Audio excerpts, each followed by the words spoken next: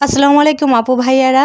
Kitchen West বা ঘরোয়া সার দিয়ে সবজি চাষ করছেন কিন্তু ভালো ফলন হচ্ছে না, তো আজকের ভিডিও তাদের জন্যে যারা ঘরের সার দিয়েই মূলত কিচেন ওয়েস্ট দিয়ে সবজি চাষ করতে চান টবের গাছে, কিন্তু ফলন ভালো হচ্ছে না, সে বিষয় নিয়ে আজকে আলোচনা করব।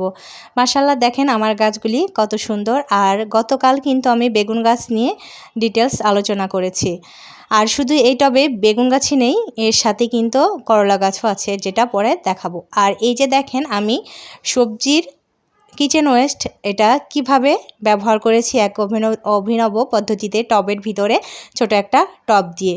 তো আপনারা চাইলে এটা ঢাকনা দিয়েও বন্ধ করতে পারেন, কিন্তু আমি কিন্তু বন্ধ করিনি। আর এখানে রান্নাঘরের সব ধরনের ওয়েস্ট আছে, শুধু মাছ মাংস বাদ দিয়ে আর তেলাক্ত খাবার বাদ দিয়ে।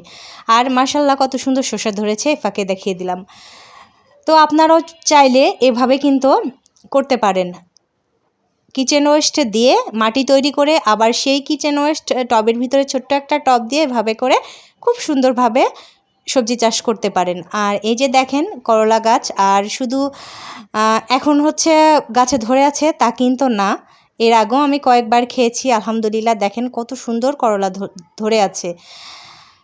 কি যে ভালো লাগে এত সুন্দর যখন হচ্ছে ঝুলতে থাকে নিজের গাছের সবজি, নিজের হাতে তৈরি করা সবজি, তো মনটা জুড়িয়ে যায়। তো আলহামদুলিল্লাহ যথেষ্ট পরিমাণে সবজি হয়, আমি কিন্তু এভাবেই করে থাকি।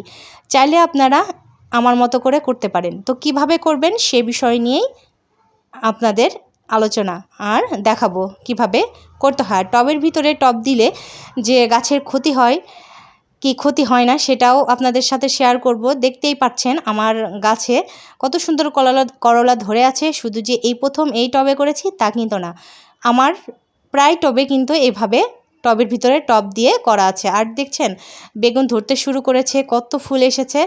তো আপনারাও চাইলে করতে পারেন। গাছের কোনোই ক্ষতি হয় না, খুব ভালো মতো গাছ হয়। আর গত বছর ছিমের কথাই বলি, গত বছর কি পরিমাণ আমার টবের গাছে ছিম হয়েছে আপনারা চাইলে আমার পূর্বের ভিডিওগুলি দেখে আসতে পারেন। আর এই যে দেখেন ফুল ফুটেছে ছিমের, এটা অবশ্য কেরালা ছিম গাছ, এই জন্যে তাড়াতাড়ি ফুল ধরে গেছে। ঠান্ডা পড়তে শুরু করলেই প্রচুর ফল ধরবে। আর এই যে ফাইনালি চলে এসেছি আপনাদের দেখাতে, একটা পানির গেলেন নিয়েছি। এটা নেওয়ার কারণ হলো এটা অনেক দিন পর্যন্ত টিকে, নষ্ট হয় না, এই জন্য আমি পানির গেলেনটাই নিয়েছি। আর অসংখ্য ছিদ্র করে নিয়েছি, আপনারা চাইলে আর একটু বেশি করে নিতে পারেন। আমার বাচ্চা বিরক্ত করছিল, এর জন্য কিন্তু আমি কিছু করে নিয়েছি। আপনারা পারলে আর এক লাইন বেশি ছিদ্র করে নেবেন। তো এই টবেই কিন্তু আমি গত বছর ছিম চাষ করেছিলাম। আর এখানে মাত্র একটা ছিম গাছ, 5-6টা, 3-4টা, 2টা কোনোটাই না, মাত্র একটা ছিম গাছ। আর গত বছরও কিন্তু আমার এই টবে একটাই ছিম গাছ ছিল। তো একটা গাছে কিন্তু যথেষ্ট ফলন হয়। আপনারা অনেকেই ভাবেন হয়তো বা বেশি গাছ মানে বেশি ফলন, তা কিন্তু না। টবের গাছে যেহেতু খাদ্য লিমিটেড, এজন্যে কম সংখ্যার গাছের সংখ্যা কম রাখতে হয়, এতে কিন্তু গাছ পর্যাপ্ত খাবার পায় আর ফুল থেকে ফলে পরিণত হয় খুব ভালো, আর ফুলও অনেক বেশি আসে। আপনারা যদি গাছের পরিমাণ বেশি করেন তাহলে অল্প দিনেই টবের মাটি পুরো শিকড়যুক্ত হয়ে যাবে, যার ফলে খাবারের পরিমাণ কমে যাবে। দেখা যাবে যে তখন আর ফল ধরার সময় ঠিকমতো ফল হচ্ছে না, ফুল হলেও সেগুলি ঝরে যাচ্ছে।